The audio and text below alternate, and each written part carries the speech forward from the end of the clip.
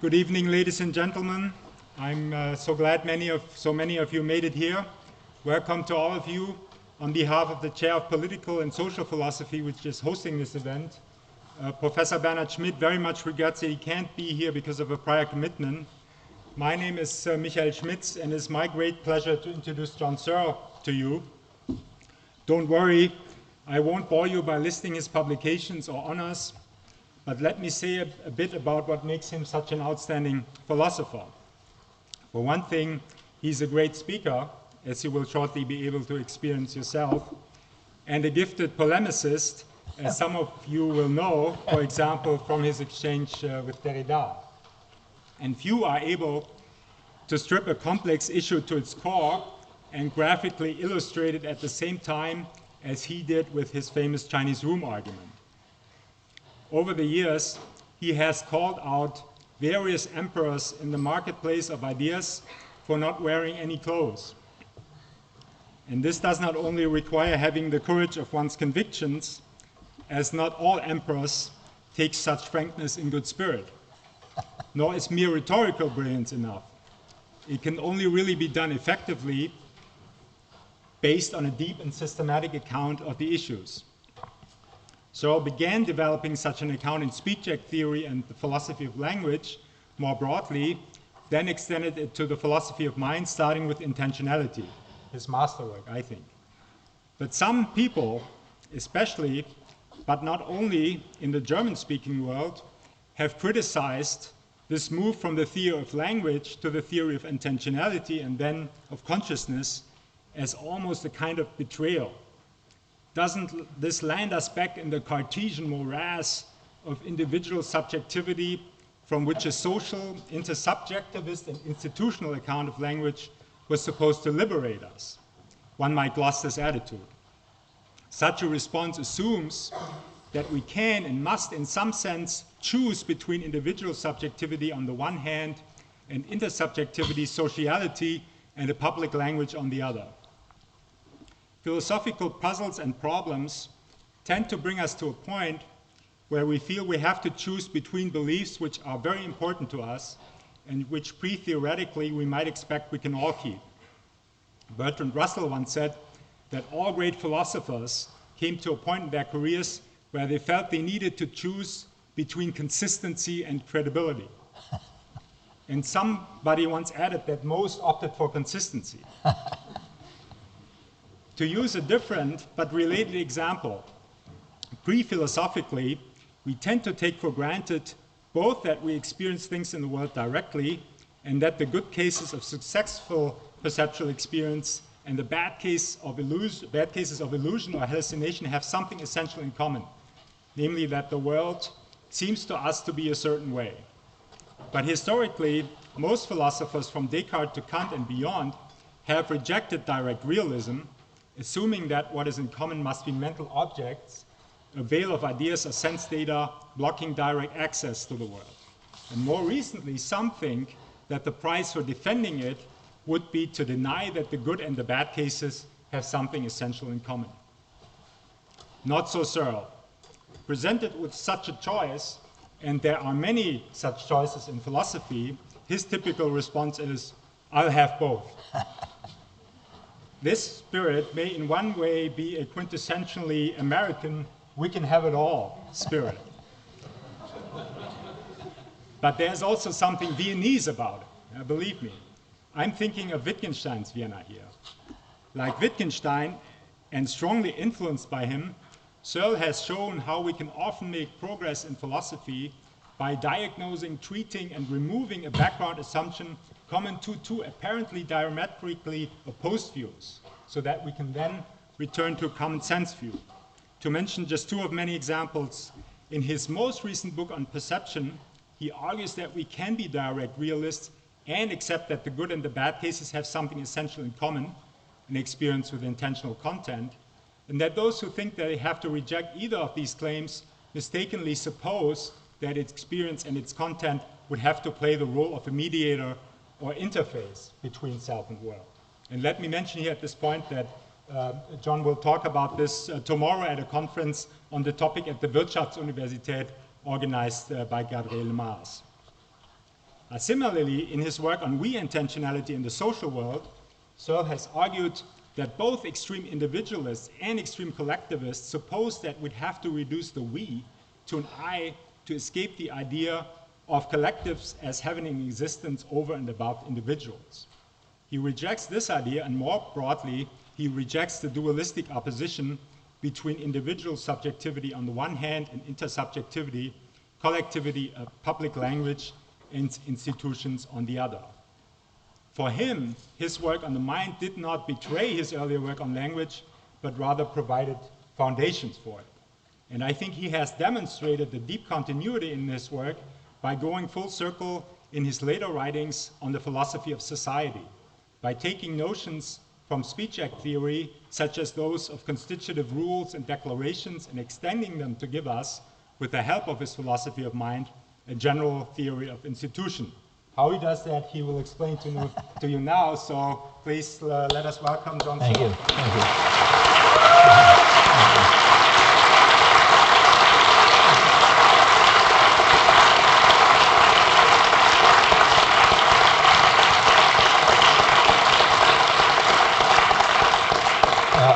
I want to thank Michael. Does this thing work? I want to thank Michael for that very generous introduction. And it was all, I mean, except for some fulsome praise, it was all accurate. Normally there are mistakes in introductions, and I'm always wondering if I should spend my lecture correcting no mistakes. Okay, first of all, I have to say many thanks for inviting me to Vienna. I've been here many times, and it suddenly occurs to me, I hadn't thought about this for a long time. The very first time I came to Vienna, I was 18 years old, hitchhike around Europe, and I hitchhiked through the Soviet Besatzungszone. None of you are old enough to remember those days, but it was a remarkable experience. It was a third man experience from beginning to end.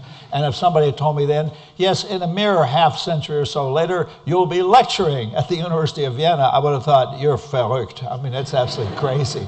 But anyway, here I am. Now, there's a single overriding question in contemporary philosophy, and most of us professors are reluctant to mention it because we don't know how to tell our students that we don't know how to solve it. But I want to tell you what the question is and what little part of a solution I'm going to offer tonight. The question is this: we have pretty good knowledge about how the world works from physics and chemistry. It consists entirely of entities we find it convenient to call particles.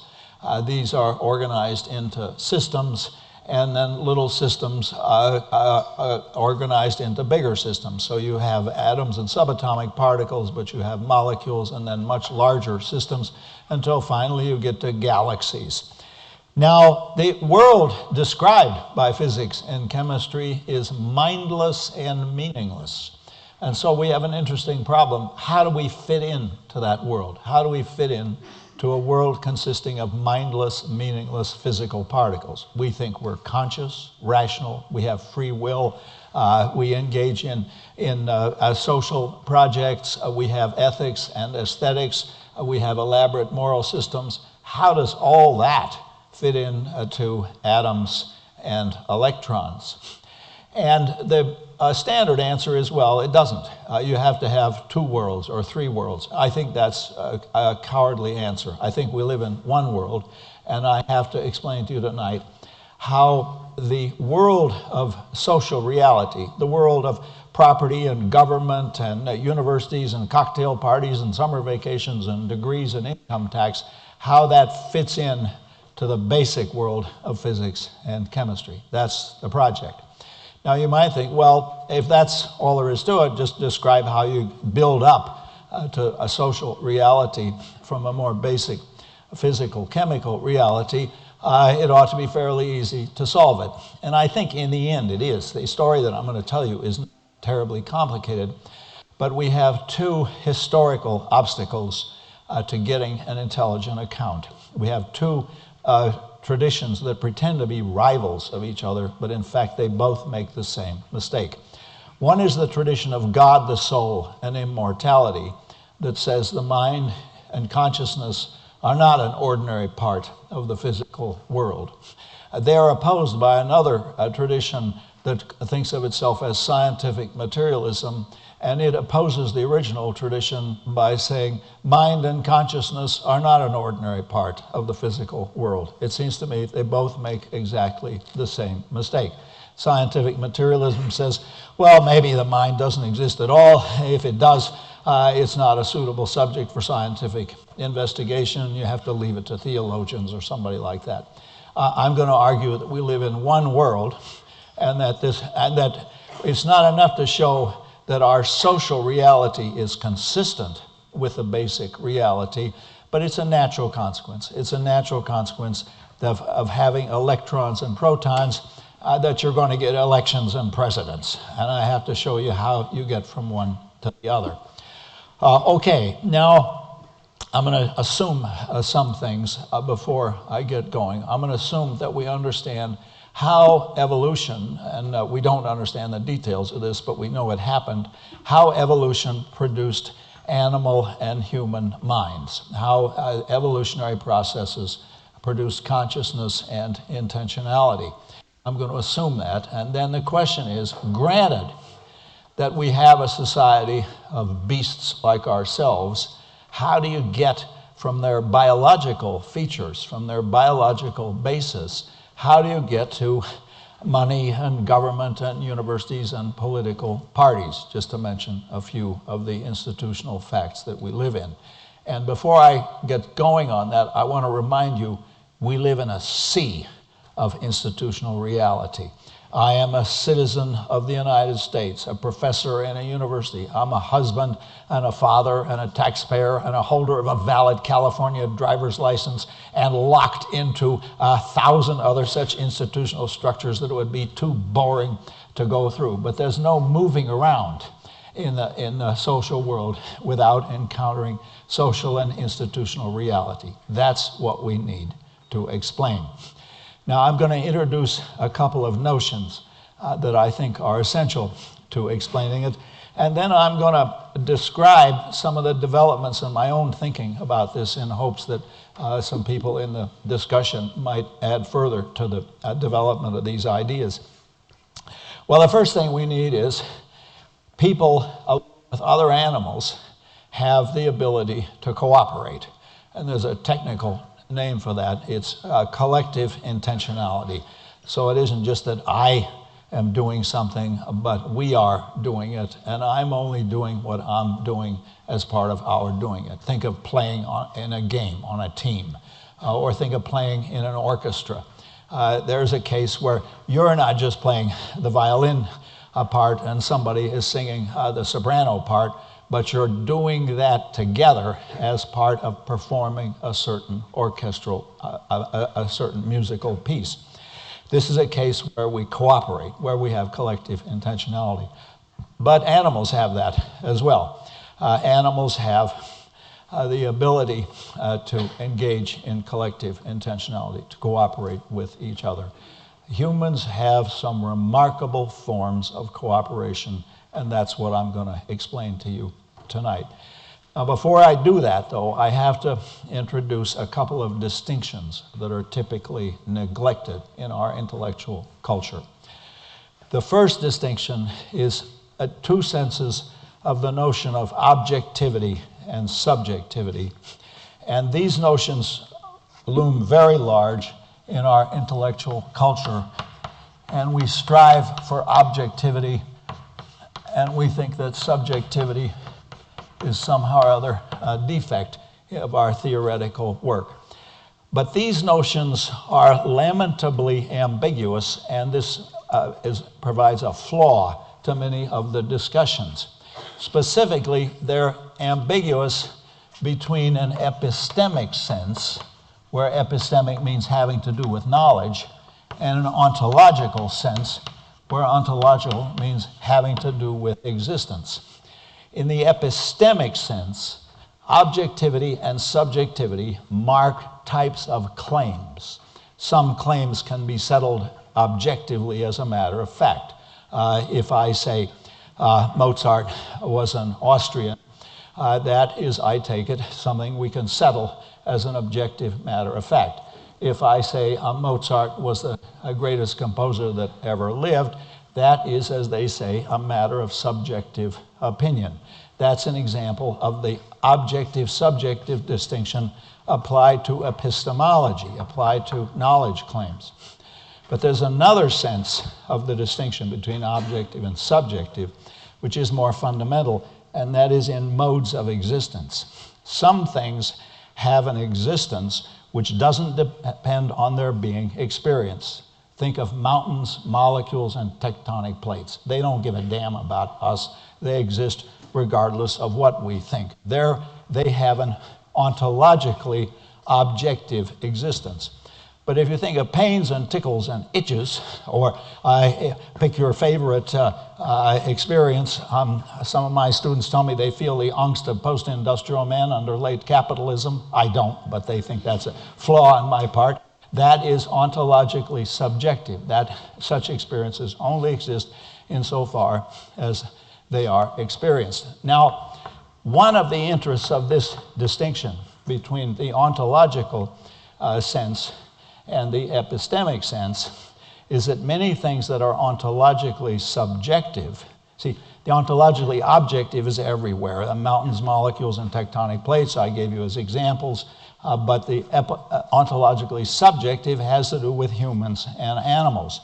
And one of the important features of getting clear about the distinction between these two senses of objectivity and subjectivity is many claims about domains that are ontologically subjective can be epistemically objective claims. And a great deal of intellectual confusion rests on a failure to see that. I'll give you an example. When I first got interested in the problem of consciousness, I went over to UCSF, where they have a big neurobiological department, and I told those guys, get busy and solve the problem of consciousness. How does the brain do it? You know, what am I paying you to do? Their answer was typically, it's not a scientific question. On your own account, science is objective, but consciousness is subjective, so there cannot be a science of consciousness. Now, I hope you all see that's a fallacy of ambiguity. Science is indeed epistemically objective, but there's no obstacle in principle to having an epistemically objective science of a domain that's ontologically subjective. And that's going to be very important for the discussion tonight, because the domain I'm going to be talking about, money and property and government and marriage and cocktail parties and summer vacations and universities, all of those have an element that's ontologically subjective, because they're all created by human consciousness. But the ontological subjectivity of the domain does not prevent us from having an epistemically objective account, and in some cases even a science of that domain.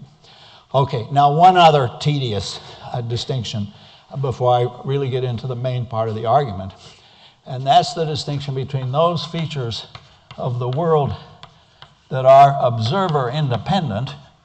And again, my favorite examples are things like mountains and molecules. They don't give a damn about us. They're there regardless of what any observer says. And those that are observer relative, that only are what they are because we think that's what they are. So Barack Obama is president of the United States, but his presidency exists relative to a certain set of human practices. It's not intrinsic to his nature. You couldn't find out that he was president by checking his DNA or by doing a blood test, because being president is like being money or property, is observer relative. Now, all observer relative phenomena are created by human consciousness and thus contain an element that is ontologically subjective, but we're going to find we can give an epistemically objective account of those phenomena. Okay, now here we go. We're now going to lunge into trying to solve the problem. We got these beasts running around, us, and they run around looking a lot like us, only it was millions of years ago. They run around looking like us, but they don't have income tax, and they don't even have driver's licenses. Now, what do you have to add to get to the social and ontological complexity that we have? Well, the first thing you have to have, as I said, is something that animals have, and that's collective intentionality. They have to have the ability to cooperate. But lots of animals have that ability. In fact, I think all social animals have it. But they have to have another ability, and that is the ability to assign functions to objects and other people. The assignment of function.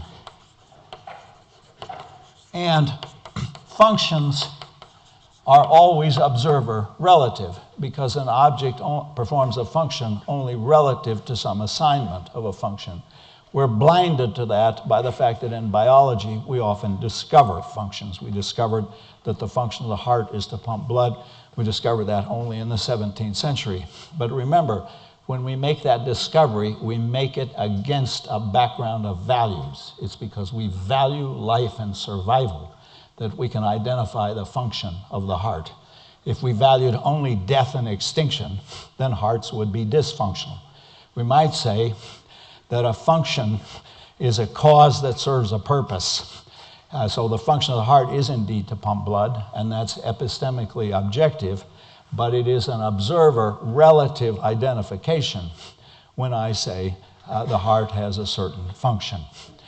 Okay, so far we're still with the animals. I mean, I have a walking laboratory of animal cognition. My dog Tarski, who is a wonderful beast, a Berner Sennenhund. I don't know if you know that kind of, but it's a wonderful kind of dog. I've had 4 dogs: Frege, Russell, Ludwig. Well, anyway, I won't go through the whole roster, but they're all supremely intelligent. As you remember, Plato said, the dog is the most philosophical of animals. However, Tarski, for all his intelligence, does not deal with money, property, and government. He can't even deal with his own dog license. I have to take care of all these boring matters for him. Okay, but animals do have collective intentionality. They have the assignment of function, but now comes a remarkable thing that only human beings have, as far as I know, and that is some functions are performed not in virtue of the physical properties of a person or an object, but in virtue of the fact that we have assigned that person or that object a certain status. And with that status goes a function that can only be performed in virtue of the collective recognition of the object as having that status. Barack Obama is a good case in point. He performs the function of the president because we've assigned him the status of president. But my favorite examples are these sordid bits of paper I carry around in my wallet, which are rather trivial from a physical point of view. It's just paper with ink stains. But we find it very interesting. It's a big deal to us. You find a few bunch of these floating around the street, and you'll be surprised how people will scramble to pick them up. Why? Because it's money. Now, what fact makes it money? And the answer is the fact that makes it money is that we have assigned it the status of money. So we have this ability to assign status functions to people and objects. I am a professor. Barack Obama is a president. The piece of paper I just showed you is a €100 bill. All of these are cases where we assign a status to an object or a person. And in assigning that status, we assign a set of powers, a set of functions which can only be performed in virtue of the collective acceptance of the object or the person as having that status. That is a fundamental concept in the theory of the ontology of human civilization that I'm going to give you, the notion of a status function. Our next question is, how does it work? What do you do when you assign a status function? And when I first started working on this, it seems to me there was always a single operation that was used to assign status functions. And that was, we used rules that had a certain structure, and I call them constitutive rules because they constitute the behavior they regulate, unlike regulative rules, which just regulate behavior. And the structure is X counts as Y, typical X counts as Y in context C. Now let me illustrate these distinctions. The rule drive on the right-hand side is not a constitutive rule. It's regulative because it regulates behavior that can exist independently of the rule. The rule that says a knight in chess can only make such and such moves, or that such and such a position counts as checkmate, those rules don't just regulate the playing of chess, but following the rules of chess constitutes playing chess. In the case of driving, it's just impractical. Everybody drives any damn way they feel like. So for convenience and safety, we require that everybody drive on the right or on the left.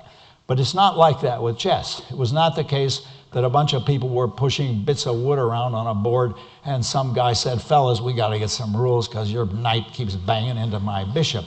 No, chess is the favorite philosopher's example. There you have rules which are of this form: such and such counts as a legal move, such and such counts as you being in check, such and such counts as checkmate. And I wanted to suggest that that's characteristic of human civilization. Getting a majority of electoral votes in the Electoral College counts as being president-elect. Being sworn in by the Chief Justice of the Supreme Court counts as becoming president of the United States. Such and such a stuff done by the University of California counts as making me a professor in the University of California. And it seemed to me this was the key that underlies the structure of institutional reality, because whenever you count something Y in the context C, you're assigning to it a status function. It seemed to me the key notion was this notion of a status function. Now you might think, well, that's too ridiculous to give us human civilization. X counts as Y and C. But it has two formal properties that are very interesting. One is it iterates upward indefinitely. So I make these noises through my mouth. They count as the utterance of English sentences. But uttering certain English sentences counts as making a promise. And making a certain kind of promise counts as undertaking a legal contract. And undertaking certain legal contracts counts as getting married. And in the state of California, once you get married, all hell breaks loose from an institutional point of view, because you got spousal benefits and income tax deductions and all kinds of things, all sorts of status functions I don't know about. So what counts in those cases, X1 counts as Y1, but Y1 equals X2, and that counts as Y2. You can keep going indefinitely. So that's the first interesting property of this rule. You can keep iterating it upwards. Another interesting property is it interlocks. You don't just have money, but money interlocks with a whole lot of other things. So I have money in my bank account, in the Bank of America in Berkeley, California, and it's put there by my employers, the regents of the University of California, and I use it to pay my income tax and my credit card bills and all that kind of stuff. Now, every noun phrase I uttered there, credit card, income tax, all of those are status functions. So you don't just get a complex iteration, but you get an interlocking network of institutional structures. And this gives this a pathetic-looking operation its formal power. However, there are some difficulties with it that I want to call your attention to. Okay, now let me catch our breath for a second here. I am always astounded. To me, it's a miracle that people are willing to listen to a lecture in a language that's not their native tongue. And there may indeed be people here, but I'm amazed at how many people speak excellent English. But I think it's wonderful that you're willing to do that. And I want to make sure I'm not going too fast. And in the meantime, I'll take a drink of water.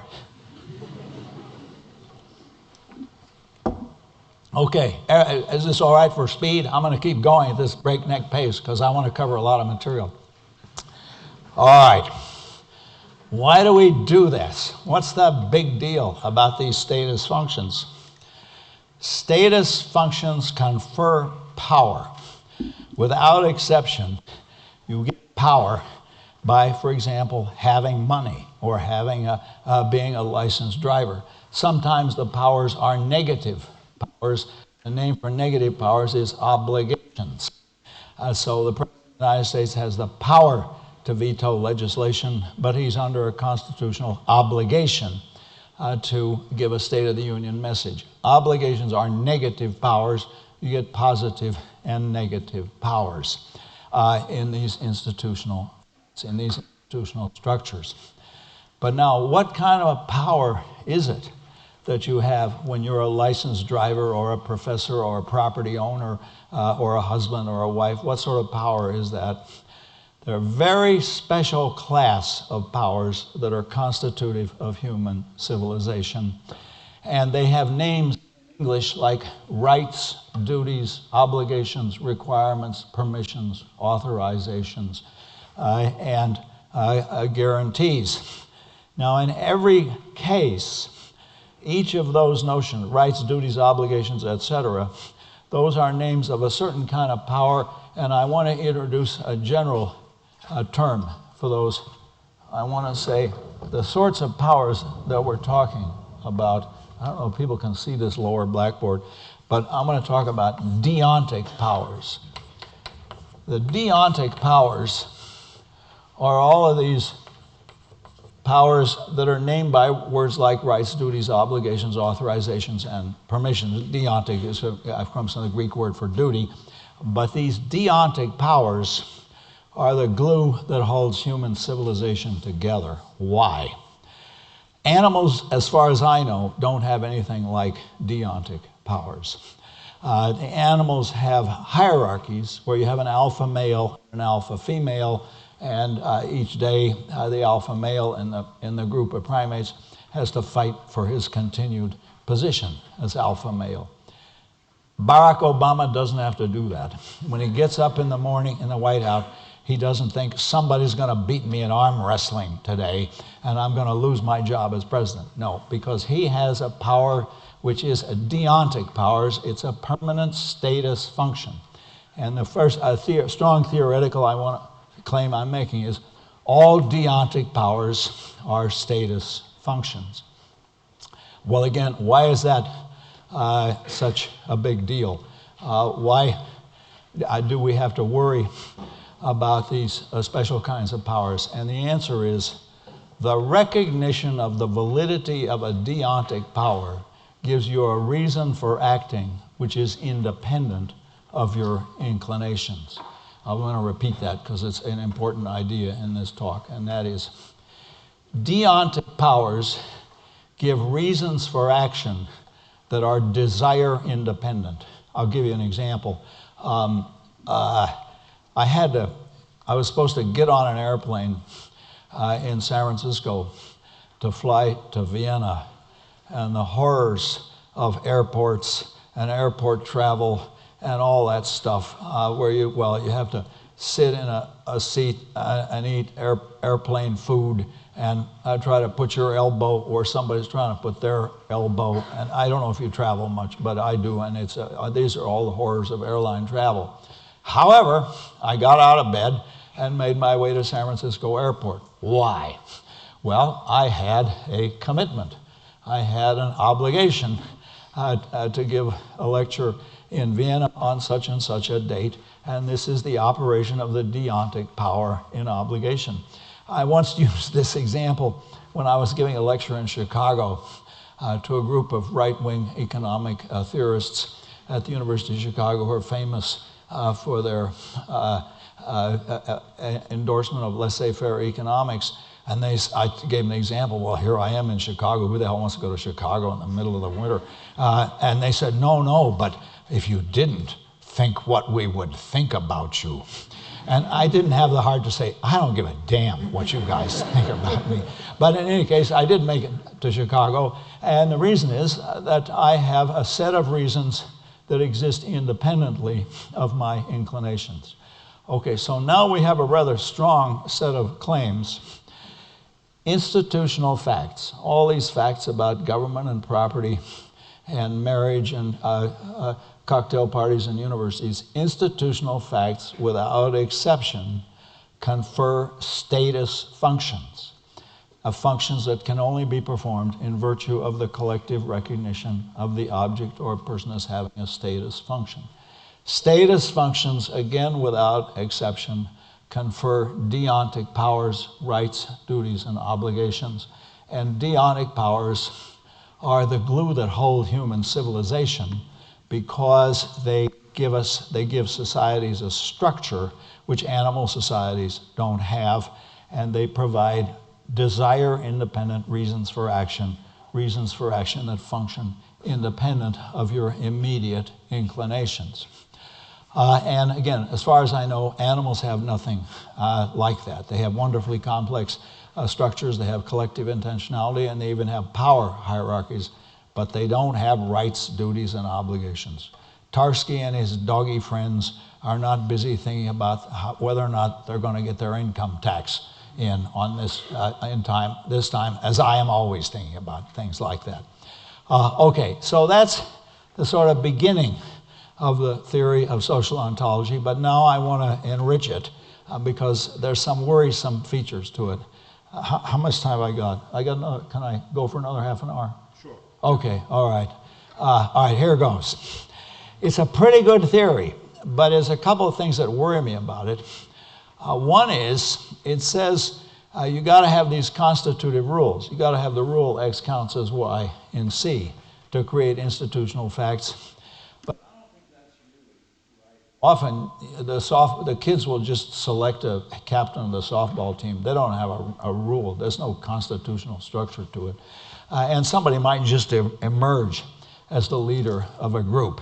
Where the deontic power is just conferred on her. People say, well, we can't make this decision until Sally comes, or we shouldn't just try to decide anything when Sally isn't here. And that looks to me like she is being conferred a status function without there being a constitutive rule.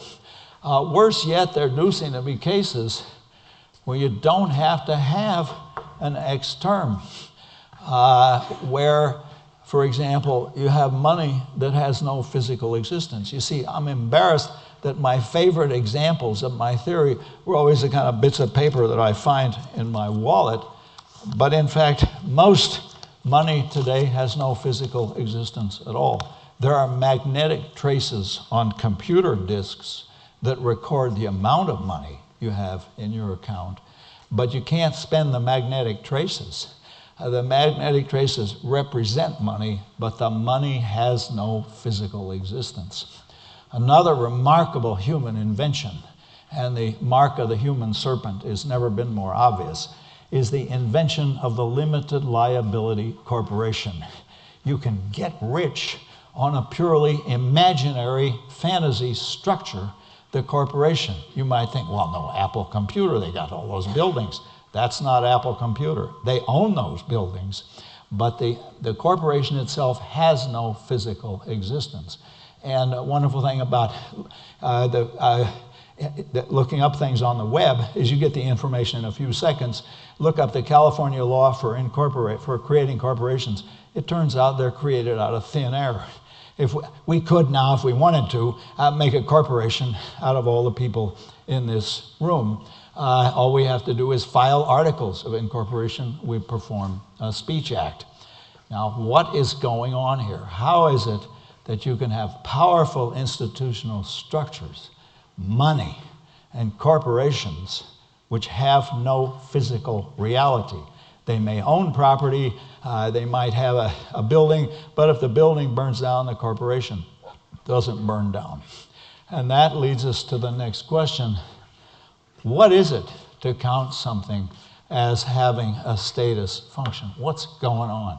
And to answer that question, I have to tell you a little bit about the operation of language. And the first substantive claim I'm making, I want to repeat, and that is, all of human civilization is grounded in status functions because status functions confer deontic powers, and these are the glue that hold human civilization together. The second claim I'm going to be making, and this is maybe 2 claims is too much for one lecture, but here it is, and that is all of institutional reality is created by certain repeated operations of a certain kind of speech act. And I'm going to tell you about that now. In the theory of speech acts, it's common to distinguish between the force of the utterance, the type of speech act it is marked by F, and the propositional content. So if I say to you, will you leave the room? Please leave the room. I predict you will leave the room. All of those have the same propositional content, that you will leave the room. But they have the force of a question, a prediction, or an order. They have a different type of speech act, even though the propositional content is the same. Now that raises an interesting question. How many kinds of speech acts are there? How many of these Fs are there? And I think they're a rather limited number kind, restricted by the way the mind has of relating to reality. And I'm going to just tell you what they are. First of all, there are assertive speech acts, and that includes statements, descriptions, explanations, and all of those speech acts whose job is to tell you something truly or falsely. And I call those assertives. Okay. Now, famously, however, the point is not to just describe reality, to change it, and typically we do that with directives. This includes orders, commands, as well as suggestions, directives, and pleading and praying when you pray to somebody to do something. So assertives are supposed to fit how the world works. They have the mind or word-to-world direction of fit. But directives have that direction of fit. The directive is supposed to get the world to change to match the content of the directive. So if I say, you will leave the room, that's a prediction. That'll be true or false. But if I say as a directive, please leave the room, then that will be a directive, and it's not true or false, but it's obeyed or disobeyed. The mark of this direction of fit is, can you say literally that it's true or false? This is not true or false, but obeyed or disobeyed. And a third class are commissives, and these include the philosopher's favorite, promises, as well as vows, threats, pledges, contracts, and guarantees. Promising is absolutely fascinating. Nietzsche said the remarkable things about human beings is they can create promises. I think it is a remarkable thing. Another remarkable thing, it's an obsession with Northern European philosophies, not Southern European. So, the Catholic countries. So Kant is obsessed with promising, as most German philosophers are. But what's Descartes' theory of promising? What's the Italian philosophy of promising? There isn't one. And I think it must have something to do with Protestantism, but I don't know about that. In any case, it has this direction of fit. Now, there's some speech acts where you just express your feelings and attitudes. These include apologies, thanks, congratulations, and typically there you just presuppose a fit. If I say, I apologize for stepping on your face, I presuppose that I stepped on your face, but I'm not trying to get it stepped on. It's not the world to mind direction of fit, and I'm not claiming that I stepped on it. Okay, now comes the strange speech act, and that is, there are speech acts where you change reality by representing it as being changed. There's a kind of word magic involved in a certain type of speech act, and Austin's performatives are the classic examples. You can adjourn the meeting simply by saying, I adjourn the meeting, if you're duly constituted. You can marry somebody by saying, I pronounce you husband and wife, if you're a duly constituted authority. You can declare war by saying war is hereby declared, again, if you go through the right procedures. And just to have a name, I call these declarations. Now, these are remarkable because the declarations create a reality by representing that reality as existing, and thus they have both directions of fit at once. They have the world-to-word direction of fit, because the aim is to change reality to match the words. When I say, the meeting's adjourned, I now pronounce you husband and wife. You're fired, you're hired.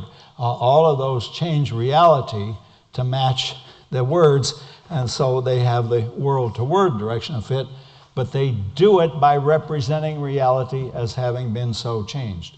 It's not two speech acts with two directions of fit. It's a single speech act with both directions of fit simultaneously, and it performs the one only in virtue of the other.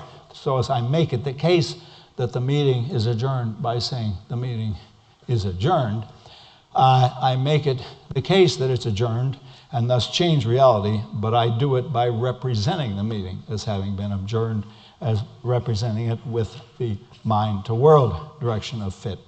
Okay, now I want to make a very strong claim, and it's my second strong claim of the evening, and that's this. All of institutional reality, that is money, property, government, all of those examples I gave you, all of those are created by representations that have the logical form of a declaration. It needn't be an explicit declaration. You don't have to all get together and say, we hereby make you the boss. But you have a set of representations that make it the case that somebody's the boss by continued representation of her as being the boss. And I just have a name for these. I call the class that interests us status function declarations. So the claim I'm making now is that all status functions are created by speech acts that have the logical form of a declaration. So there's a special class of declarations, those whose function is to create status functions. See, not all declarations are done like this. And when God says, let there be light, that's a declaration. That doesn't mean, Sam over there, turn on the lights. It's not a directive. And it doesn't mean, I'll make light for you guys when I get around to it. It's not a commissive. But when God says, let there be light, did you have your hand up?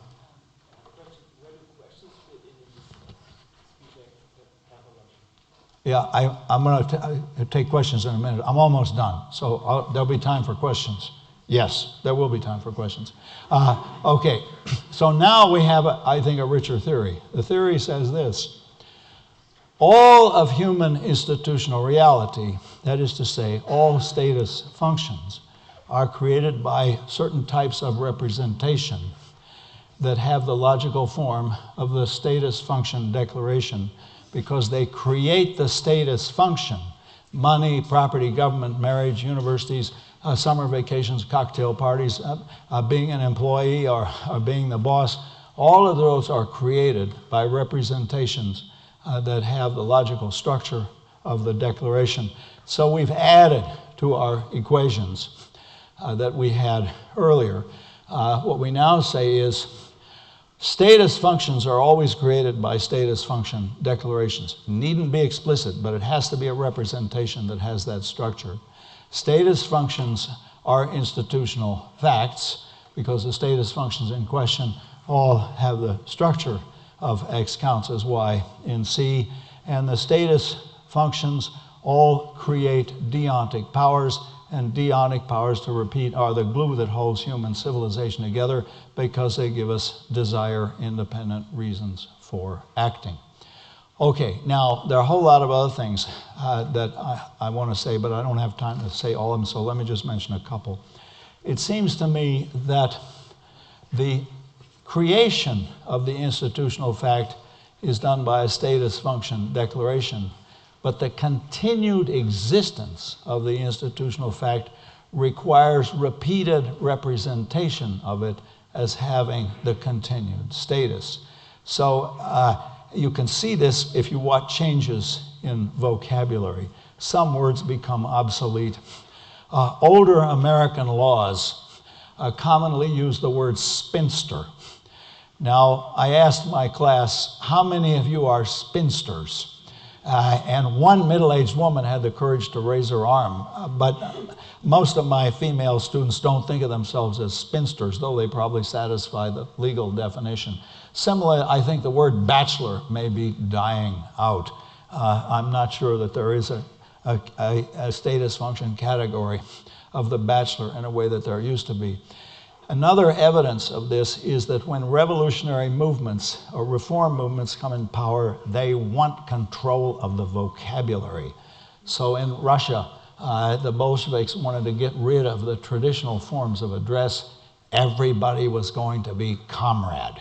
There was to be no status function beyond being comrade, and this was part of the revolutionary movement. And now I suppose if you went in Moscow and called somebody comrade, it would provoke laughter, but that's the way things change over time.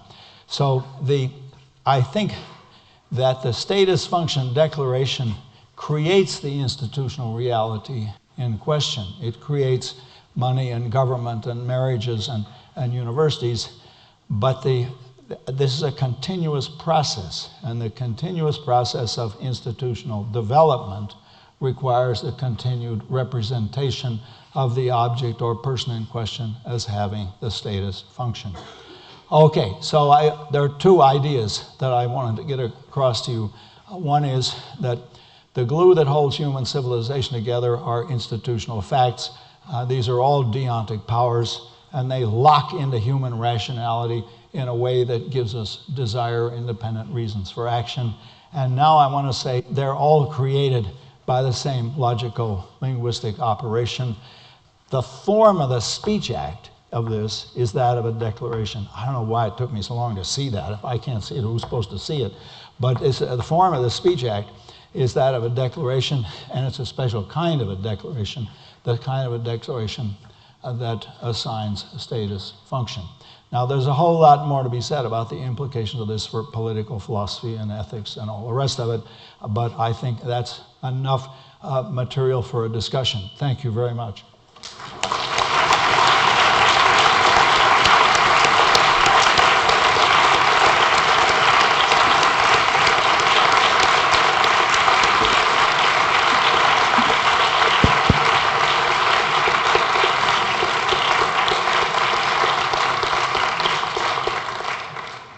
So can I see some hands, please, who wants to ask a question? And keep your hands up for a second. I'll bring the microphone around. So.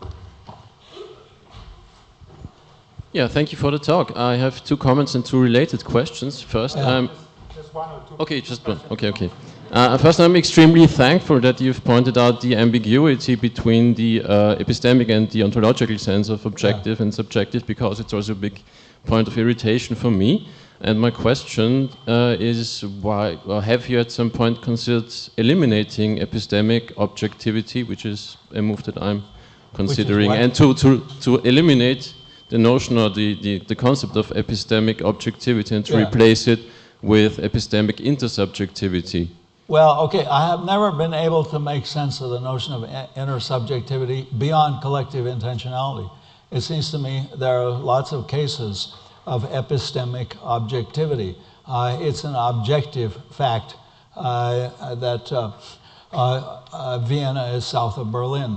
It's an objective fact that Vienna is located on the European continent. And those are epistemically objective facts. And I don't know what's added by saying, well, they're intersubjective. I think there is a notion of collective intentionality, but I've never been able to have any use for the notion of intersubjectivity beyond a collective intentionality. There was another question here. Yeah. Okay. You get it afterwards. Sorry, just a quick question. I was wondering whether you could give us the last step of your story, because you started out by saying, well, I'm telling you a story how all this institution, the social glue, is actually just a natural consequence out of the particle world. Yeah. And it seemed to me that you didn't quite give us this last step. Okay, no, you're absolutely right. Did everybody at the back hear the question? I told you there's this huge question how everything is created out of electrons and protons. But then I told you at the end of the story how it creates institutional reality. How about all that stuff in between? Well, okay, the steps are these. First of all, you have to be able to create consciousness. You have to have processes that create consciousness. Now, how does that work? It's a scandal that we don't know how the brain does it. A lot of smart people are working on this question, but they do not have a satisfactory answer. How does the brain create consciousness? Question number 2, how is it possible for different consciousnesses to cooperate? That's easier to answer than the consciousness, but it's crucial for the account that I gave you, that there should be cooperation. But then question number 3, and this is a stunning question, how do you create language? Not just signaling systems like the vervet monkeys, but actual human languages with compositionality and generativity, because that's what I'm presupposing here. It's only once you've got a language that you can create money and government and private property. See, if an anthropologist came back from the Amazon basin and said that he studies a tribe, and this tribe has a language, but they have no government, and they have no private property, and they have no money. There are tribes like that. We would accept that. But if he comes back from the Amazon basin and says, oh, they have money and government and private property, but no language. They just don't have a language at all. We know there's something fishy there. You've got to have a language to have those other things. So the next step, which I didn't tell you, but you know, I'm writing a book about it, but so keep your eyes open, and that is, how do we, given consciousness, collective intentionality, how do we create language? And not just a signaling system, but human languages with this remarkable set of properties.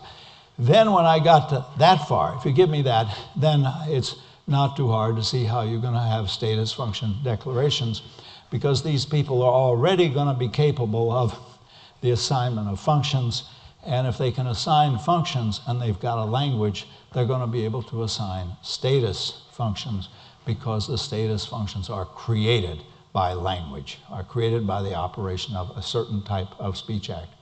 And as I said, it need not be explicit. So here I'm showing off how much money I have. Status function declarations are all over the place.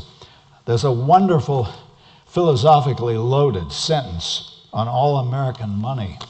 It says, this note is legal tender for all debts, public and private. Now, the secret of being a philosopher is to allow yourself to be shocked, stunned by what everybody else takes for granted. And when I look at that, I think, how do they know? They say it's legal tender. What's the evidence? Have they really done a study to see that it's legal tender? And the answer, of course, is they haven't. They make it the case that it's legal tender by declaring it to be the case. This is an example of a status function declaration. So they make it the case that it's legal tender just by saying it's legal tender. And if you can get away, see, in a way, the stunning thing is, how do people get away with it? How do they create governments and property? And there's no simple answer to that, but the overall answer is, if you can get people to accept it, if you can get them to accept the system of status functions, and get them to accept it and go along with it over a long period of time, you've got it. See, here's the remarkable fact.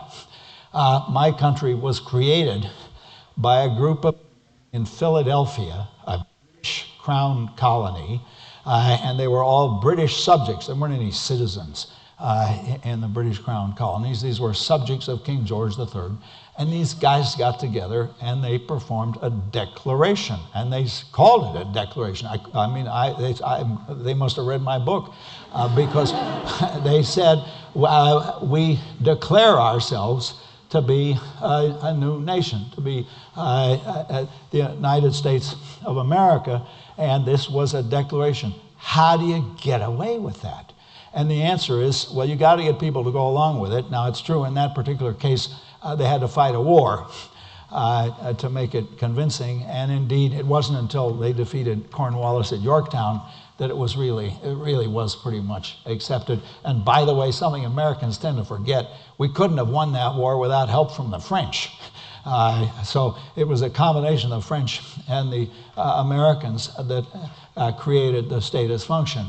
Now, some 4 or 5 years later, a bunch of men in Richmond, Virginia, thought, well, what the hell? They can do that in Philadelphia. Let's do it in Richmond. Let's create the Confederate States of America. Didn't work.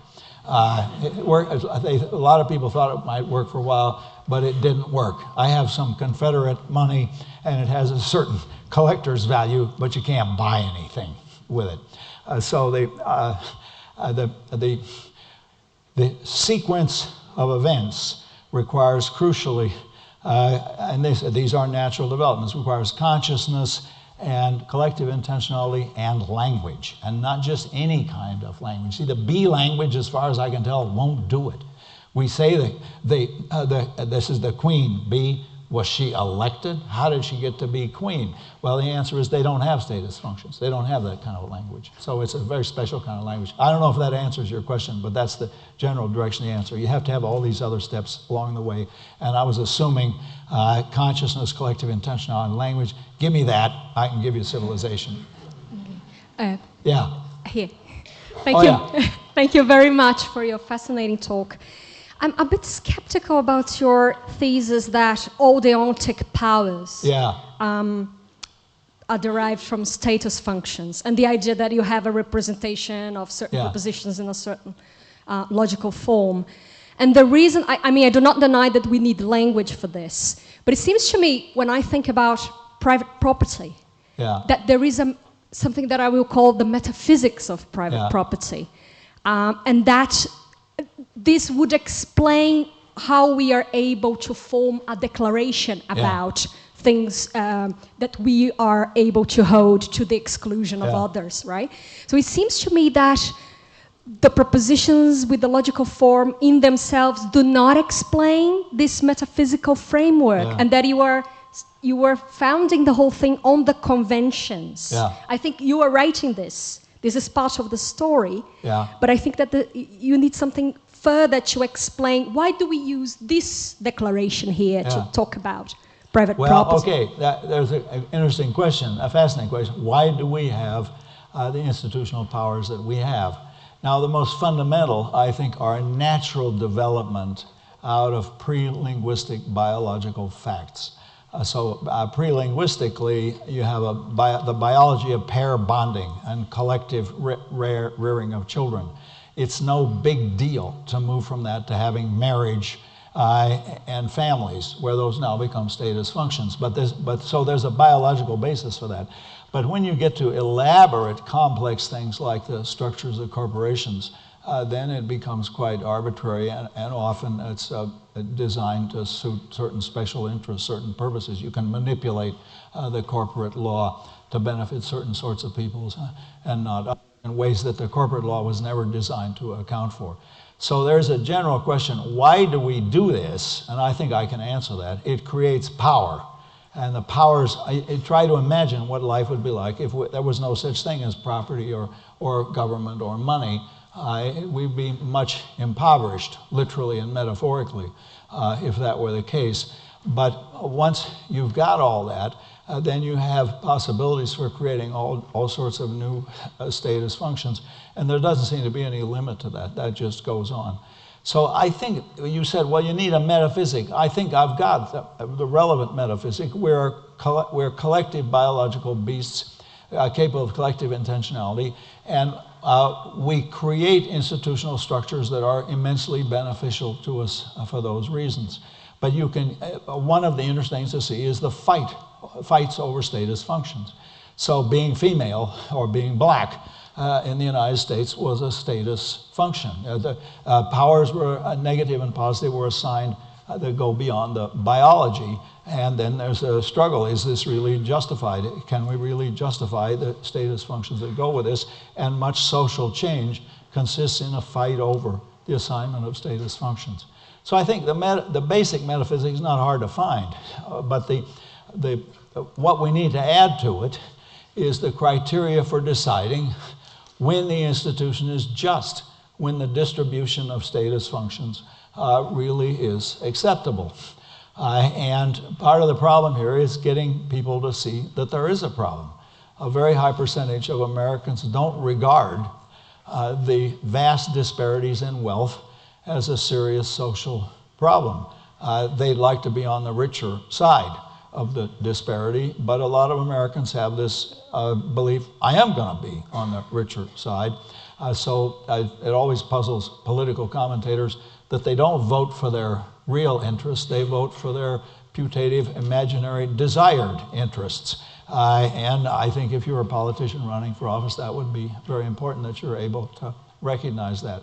So we do have systems of status function, and one of the fascinating questions is how do they change? How do you reform them? And I hope this provides us with some tools for discussing that. Yeah. Okay, I was just wondering, I guess in your account of the ontology of institutions, a lot of people would say institutions at some level are there because somewhere in the background there's looming violence. So where does violence go in your account? I guess this also has to do with how do I get people to actually accept the declarations? Yeah. And if you already elaborate on where violence goes, could you also elaborate on where the promises go? So because I'd say, okay, if I build a state on violence, utopias build their states on promises. Maybe you can do something with those words. Well, there's a variation in the amount of violence with different sorts of institutions. I don't think there's any violence necessary to create language.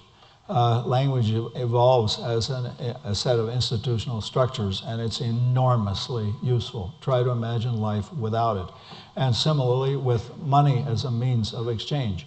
Now, the interesting thing is, though, that you need violence to enforce the distribution of status functions. Typically, you need a police force and an army. Why? If we've got collective acceptance, why do you need a police force and an army? Well, the obvious reasons. Some people will benefit by violating the constitutive rules.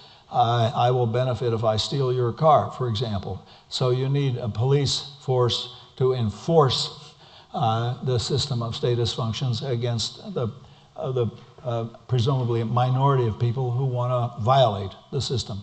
Furthermore, one system can be threatened by another system, and that's why you need an army to defend against invasion by other systems of status functions. I was invited once to lecture in the Vatican, and I accepted immediately before they realized they'd made a mistake. But anyway, it was a fascinating thing because it is a state in miniature, but they don't have an army or a police force worth a damn. They got these guys dressed up like musical comedy actors, the Swiss guards. And to my amazement, they really do practice Christian charity. In this wonderful palace we lived in, Casa Santa Ana, the speakers at the conference I was one sat at one table and the priest sat at another table, and better wine was delivered to the priests than was delivered to our table. In a moment of exasperation, I got up and traded one of our bottles for one of their bottles. It was much better wine. And nobody they turned the other cheek. Nobody raised an eyebrow. So it's nice. I was slightly embarrassed, but I'm glad I got the good wine. But the thing I was struck by is it's possible to create communities where you don't require a police force and an army, but that's very exceptional. A remarkable institutional structure. Why is it so successful? Well, it seems to me, from a business point of view, they have the perfect marketing strategy. They sell a product everybody wants, immortal salvation, and they get no customer complaints at all. That is, no customers come and say, I paid for immortal salvation and I didn't get it.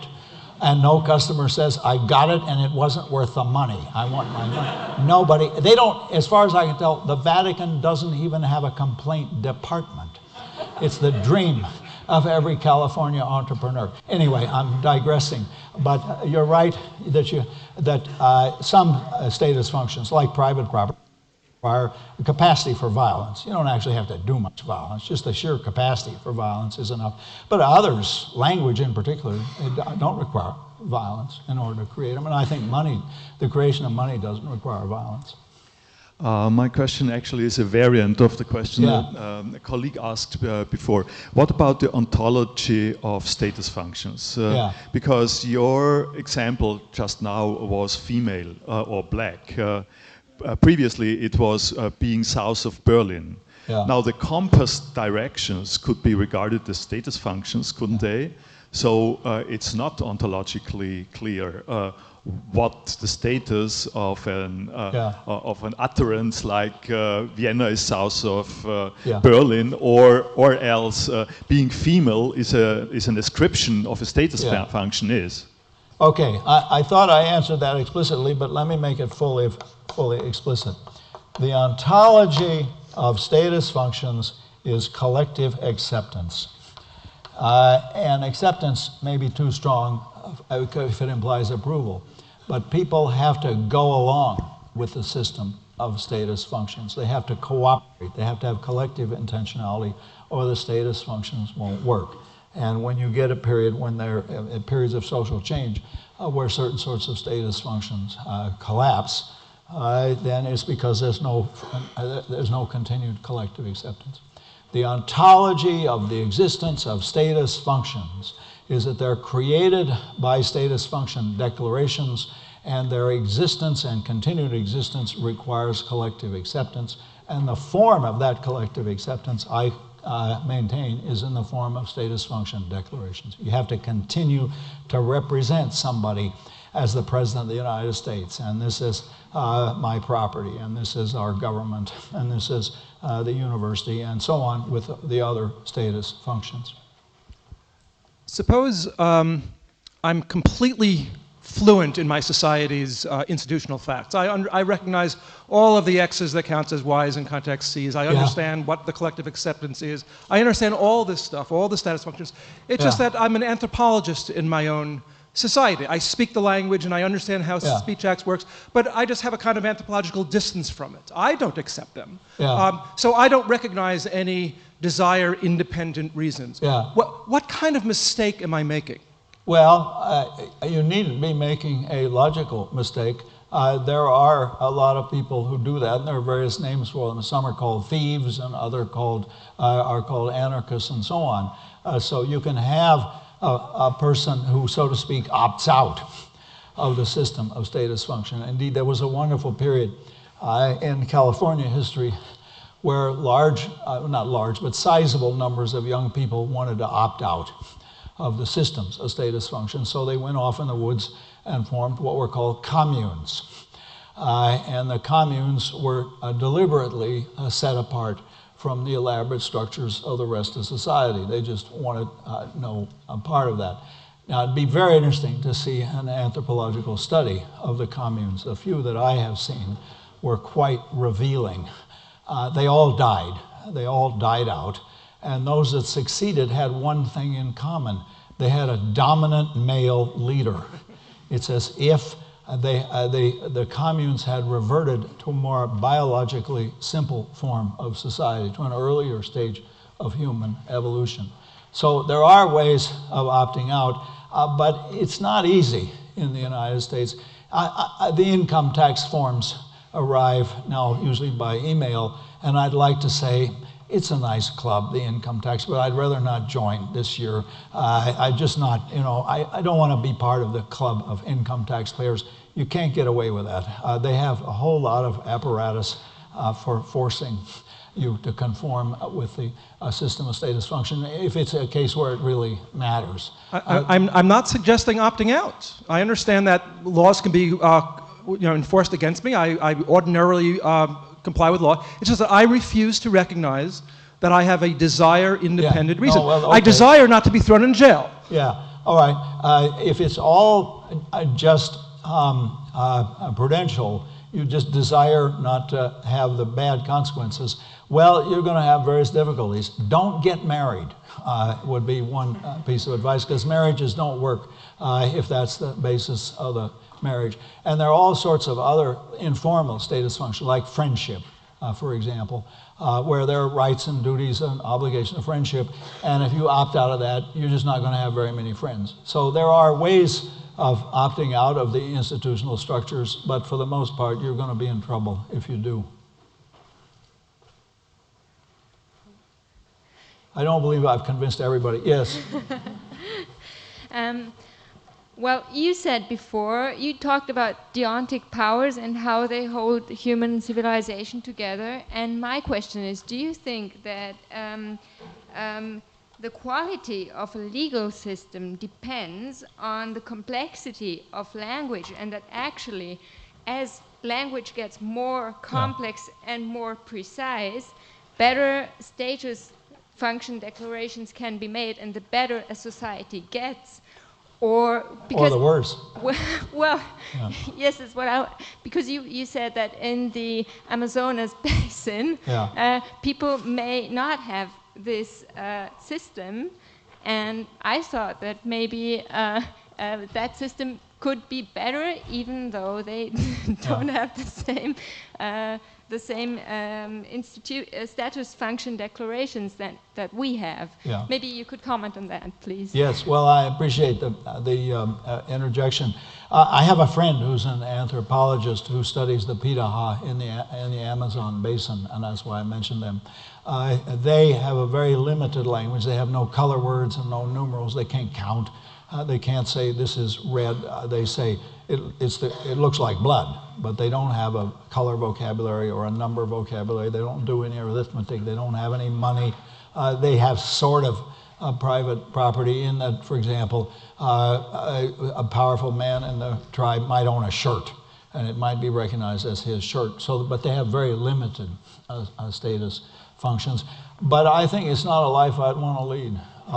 He took some of the tribes people to a big Brazilian town and showed them some computer stores where all this fancy stuff existed, and their universal answer was, look, our medicine men could do this if they felt like it, but it's not worth it. We don't really want all this kind of junk that they have.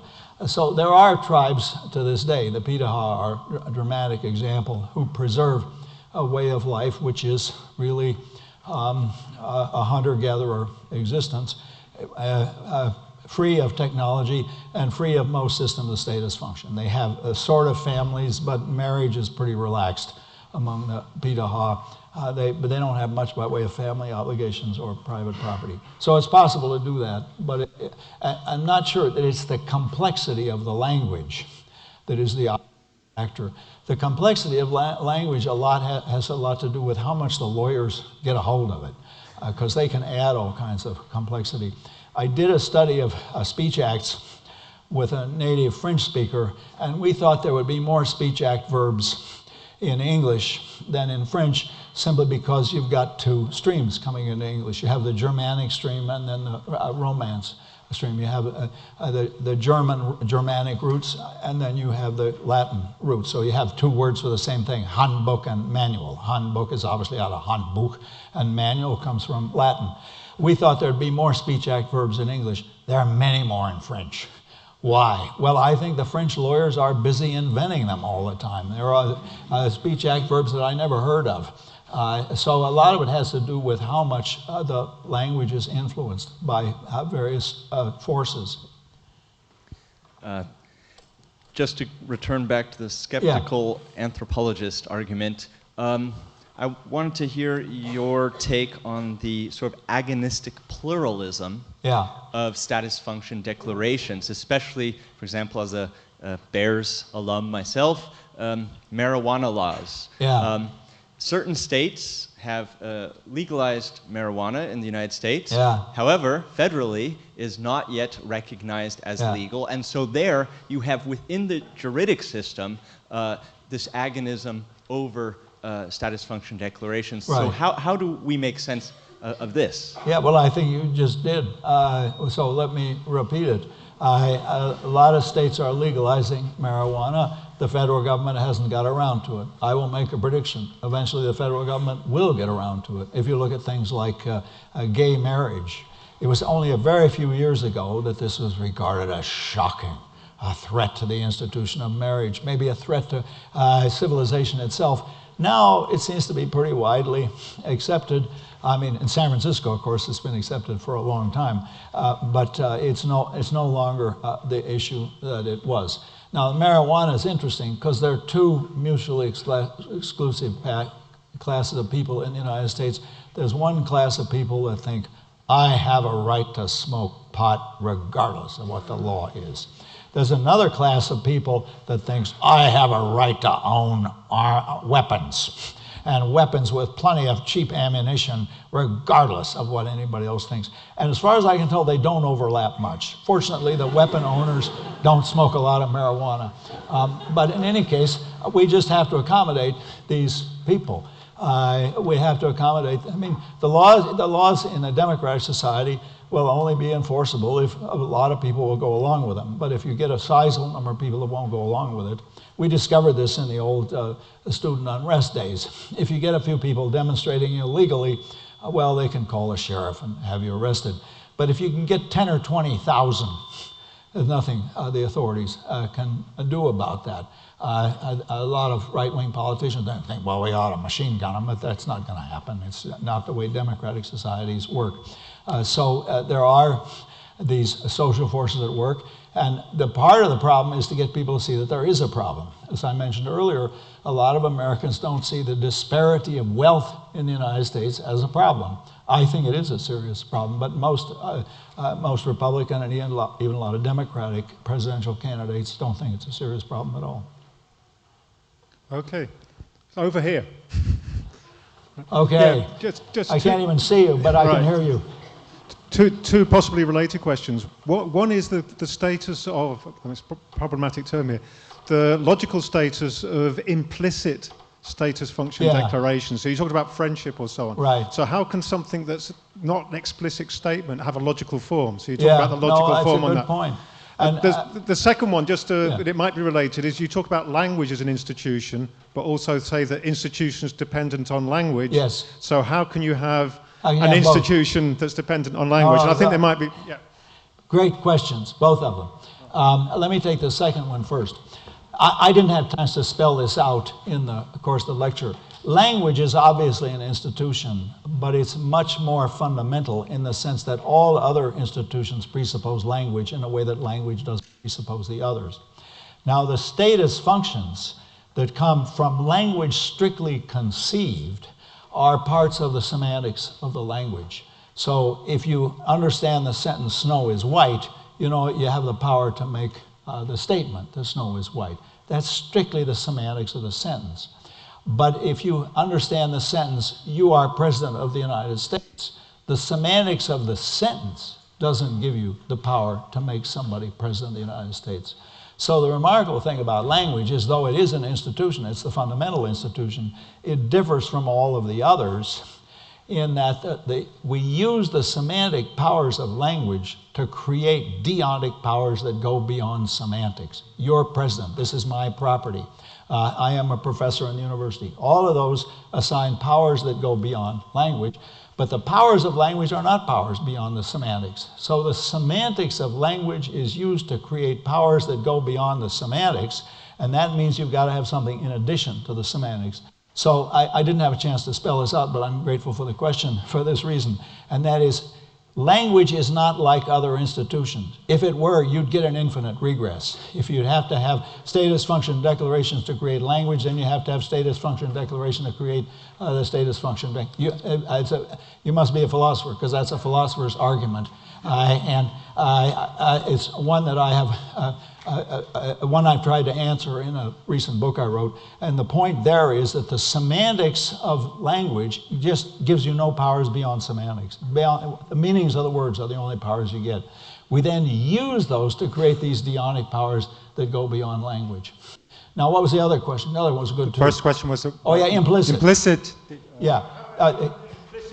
How can an implicit declaration have a logical form? No, that's good. And the answer to it, I mean, I think you could probably give this answer yourself, and that is, often there will be an effect, an understood effect of a sequence of speech acts where there is an implicit structure that was never stated explicitly. So people say things like, we can't decide this issue until Sally arrives.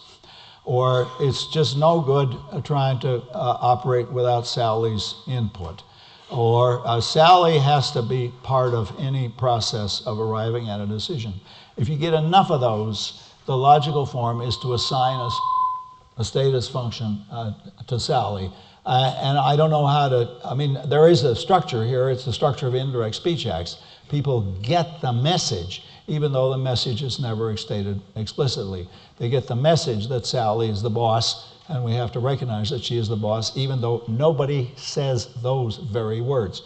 It's no more mysterious, however, than can you open the door, or can you close the window, can be have the logical form of a directive. Please close the door, please open the window, even though it was implicit. That was never stated explicitly. So in principle, it's not difficult to explain how there can be implicit status function declarations. However, though, I think you're right, that it's a puzzle, and I work on it. If you get any more ideas, send them to me. I don't regard this as my effort. It's a cooperative effort. It's a collective intentionality. So I declare this lecture to be over, and thank our speaker and everybody for the discussion.